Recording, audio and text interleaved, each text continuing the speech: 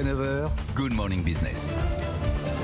La Banque Centrale Européenne est-elle en train de ralentir le resserrement de sa politique monétaire? Elle a annoncé hier sa 3e hausse de taux consécutive, relèvement de 75 points de base.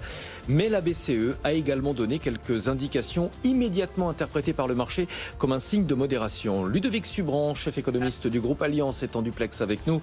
Bonjour Ludovic, qu'est-ce qui permet de penser que la BCE est sur le point de ralentir son cycle de hausse des taux? Bonjour. En fait, la BCE est rattrapée par la patrouille. On va voir les chiffres du PIB en France aujourd'hui, mais on s'inquiète beaucoup de la récession manufacturière et commerciale, notamment en Allemagne ou en Italie. Et donc, la BCE hier a annoncé déjà que il fallait faire attention à pas vouloir trop de hausse de taux. Je crois qu'il y a eu plein de signaux de la part des dirigeants politiques au cours des dernières semaines sur le fait que la BCE ne peut pas plonger la zone euro en récession. Et donc, elle a déjà fait un énorme effort puisqu'elle est désormais à un taux de 1,5%. On n'aurait jamais imaginé ça il y a encore quelques années. Nous, on pense qu'elle va encore augmenter les taux 2 fois avant de faire une pause et peut-être de devoir les baisser au milieu de 2023 si vraiment la récession s'intensifie sur fond de crise énergétique. Sauf que c'était le but quand même de calmer l'économie et de ne pas provoquer une récession. Mais enfin, elle faisait de la hausse de taux pour ça. Non, je pense pas. Moi, je pense quand les gens disent que le but c'est d'avoir une récession pour calmer l'inflation, il y a beaucoup de cynisme. Moi, je pense pas que les banques centrales cherchent à faire de la récession. Elles cherchent à calmer les anticipations de prix. Et donc, en zone euro, c'est fait pour l'instant. Après, il y a un message qui est envoyé aussi aux syndicats pour les hausses de salaire. C'est pas du tout pareil aux États-Unis. Aux États-Unis, il y a encore de la demande excessive. On a vu les chiffres du PIB encore hier. En Europe, il y a vraiment une crise énergétique, une récession qui est causée par un choc d'offres. Donc la BCE, son rôle, c'est d'éviter que les Allemands soient pas contents après les autres, parce que eux, ils ont 2 fois plus d'inflation que nous aujourd'hui. Ludovic, vous dites envoyer un message aux syndicats. Ça veut dire quoi? Que la BCE fait de la politique? C'est pas dans son rôle, hein. Sa mission, c'est la stabilité des prix. Est-ce que Christine Lagarde irait au-delà de sa feuille de route? Non, c'est une métaphore pour dire que l'inquiétude majeure de la BCE aujourd'hui, c'est la boucle prix-salaire. Et donc, elle veut éviter d'enclencher une boucle prix-salaire. Donc, en augmentant les taux, l'idée, c'est de dire on fera tout ce qui est en notre pouvoir pour calmer l'inflation. Et donc, c'est un message, en effet, parce que, comme vous voyez, les négociations salariales s'ouvrent et elles vont être assez délicates parce que l'inflation est énorme. Et donc, c'est pour ça que c'était un raccourci que je faisais là-dessus. Je pense que les banques centrales sont politiques. On leur a demandé d'ailleurs de faire de la politique. C'est elles qui ont sauvé l'économie en 2020. Et aujourd'hui, elles doivent encore faire le gros du boulot. Parce que quand vous regardez dans l'ensemble des pays, il y a très peu de mesures pour lutter contre l'inflation, en plus de ce que fait la Banque centrale. Et c'est là que le bas blesse, à mon avis, parce que toutes les politiques publiques devraient chercher aujourd'hui à faire baisser les prix. Alors, c'est pas exactement ce qu'on fait, mais est-ce que vous avez l'impression que Christine Lagarde a entendu? On a entendu Emmanuel Macron, on a entendu le nouveau Premier ministre britannique, on a entendu Emmanuel Macron, on a entendu la Première ministre italienne, on a entendu le gouvernement portugais dire il faudrait quand même faire attention à ne pas casser notre croissance, comme des appels du pied directs à la BCE. Même hier, Bruno Le Maire en a parlé. C'est entendu par Christine Lagarde ? Non, je crois qu'elle le sait déjà. Hein. Elle n'a pas besoin qu'on lui donne des petites fessées en direct. Non. Ça c'est en fait le problème, c'est que on a l'impression que la BCE, c'est quand même des grands imbéciles quand on entend les gens dire ils font n'importe quoi. Non, je pense qu'ils savent très bien ce qu'ils font. Après, malheureusement, ils ont un boulot en effet qui est la stabilité des prix. Donc les politiques ont rappelé qu'ils étaient très inquiets de l'inflation, dont acte. Mais je crois que la BCE, elle sait très bien qu'elle ne veut pas créer de récession.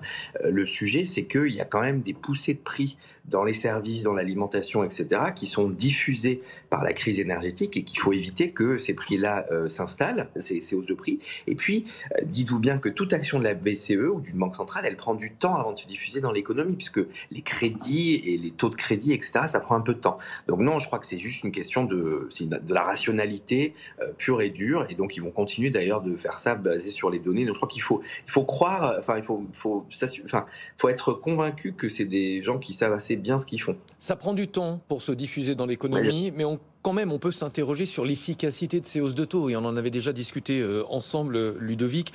Les hausses de taux ont relativement peu d'impact sur l'inflation lorsqu'elle est importée par les hausses de prix de matières premières et de l'énergie. Et c'est exactement ce qu'on vit actuellement. Surtout en Europe, hein. Nous, on estime que l'inflation qui est due à la demande excessive, donc celle sur laquelle la BCE peut jouer, c'est 15%. En fait, le gros de l'inflation, plus de 60%, c'est une inflation due au choc énergétique.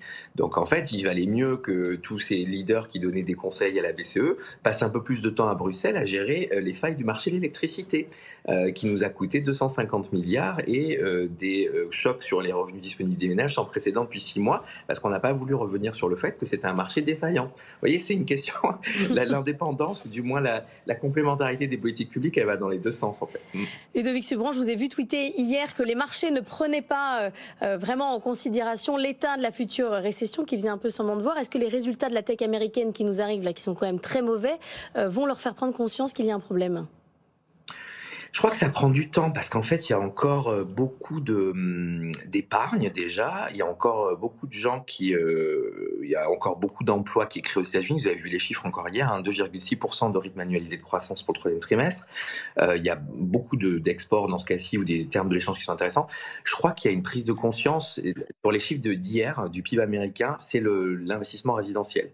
Les États-Unis, dès que les hausses de taux, et puis là on s'attend à ce que la Fed refasse une hausse de taux assez jumbo, on va avoir des vrais sujets sur le marché de l'immobilier. Donc je crois que les marchés sont en train petit à petit de réaliser ça. Après, moi je trouve que les marchés, notamment actions, sont encore un peu trop optimistes sur le fait qu'il pourrait ne pas y avoir de récession aux États-Unis et en Europe sur la sévérité de la récession. Parce que malheureusement, nous, on voit déjà des chiffres avancés sur les investissements des entreprises ici ou aux États-Unis, en effet, sur les dépenses de consommation des ménages, qui nous indiquent que c'est à peu près sûr qu'il y aura une récession. Les marchés ont, pour partie, notamment les marchés obligataires, attendent une récession, mais les marchés actions, je trouve que n'ont pas pris la conscience de la sévérité de cette récession. En quelques mots, Ludovic, on attend dans une poignée de minutes les chiffres de la croissance française pour le troisième trimestre. Si le consensus est correct, la croissance française résiste plutôt bien par rapport à d'autres pays. Pour quelles raisons ? La croissance française résiste bien parce qu'il y a eu beaucoup de mesures de soutien. On a dépensé déjà 4 points de PIB à faire des mesures de soutien contre la crise énergétique. Et ça marche assez bien sur le pouvoir d'achat. La deuxième raison pour laquelle ça résiste plutôt bien, c'est qu'on continue d'avoir des bonnes indications pour le secteur entreprise. Et c'est vrai que notre industrie souffre et est très inquiète de ce qui se passe sur l'électricité et l'énergie. Mais on a plein d'autres secteurs. On est une économie très tertiaire. Et donc, c'est pas forcément, on a une facture énergétique qui augmente, mais c'est pas forcément le nerf de la guerre. Donc, moi, je pense que la structure de l'économie française est plutôt aidante.